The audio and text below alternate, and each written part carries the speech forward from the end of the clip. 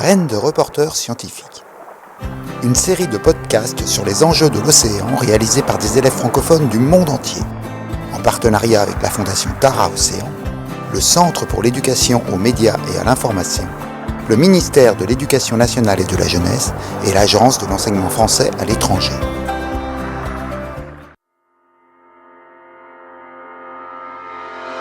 Bonjour. En juillet de cette année 2057, le cyclone Mathieu a à nouveau ravagé la côte ouest de la Grenade. Ces phénomènes climatiques extrêmes touchent aussi d'autres îles vulnérables comme les Maldives ou encore la Réunion. Doit-on craindre l'amplification des cyclones ? Comment réagir ?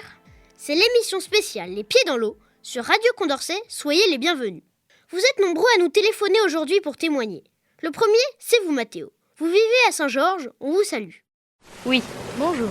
Alors moi, j'ai 57 ans et j'ai vécu beaucoup de catastrophes naturelles et je trouve qu'il y en a de plus en plus.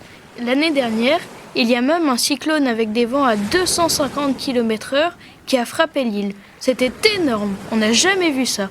Il a détruit le toit de ma maison. Merci Mathéo pour cette première intervention. Pour compléter peut-être votre témoignage, je vous propose d'écouter James qui est en ligne avec nous. James, bonjour. Bonjour.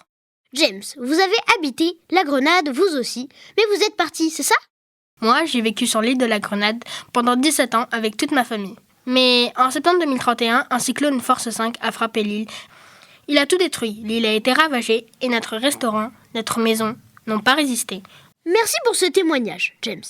Je me tourne maintenant vers Pablo, notre journaliste scientifique qui nous accompagne. Pouvez-vous nous expliquer ce qu'est un cyclone par rapport à une tempête ? Un cyclone, c'est une tempête, mais une tempête océanique tropicale dont la vitesse du vent dépasse 118 km/h.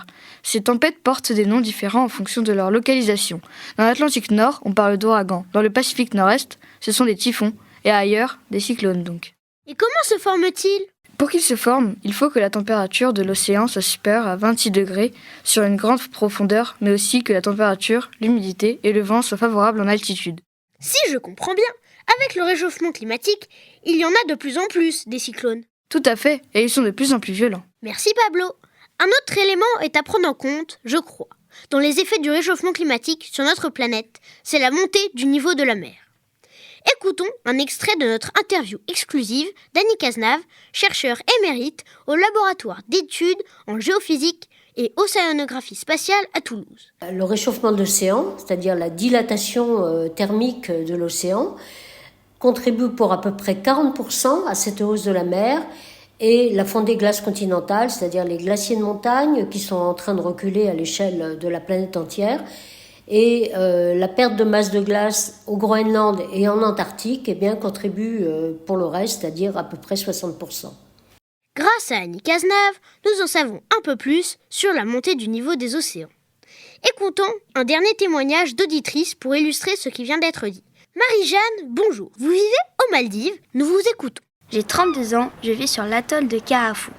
En 2030, il me semble, l'eau s'est mise à monter de façon de plus en plus inquiétante. À partir de cette époque, certaines maisons ont été englouties. Depuis quelques années, beaucoup d'associations ont énormément développé la culture du corail. C'est ça qui nous a sauvés. Merci Marie-Jeanne. Vous abordez là un point très important qui peut redonner espoir aux habitants des Maldives et d'autres petites îles tout aussi vulnérables.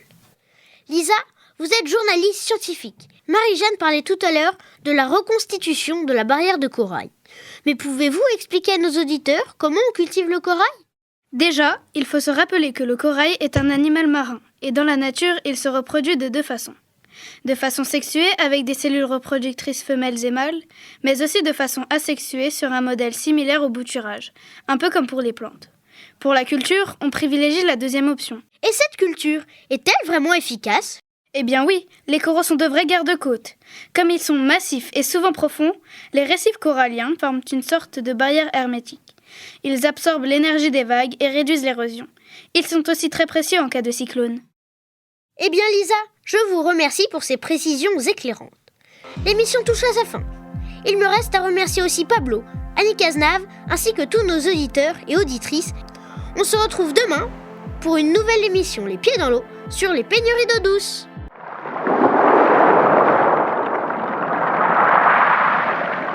C'était Graines de reporters scientifiques, une enquête sur les enjeux de l'océan.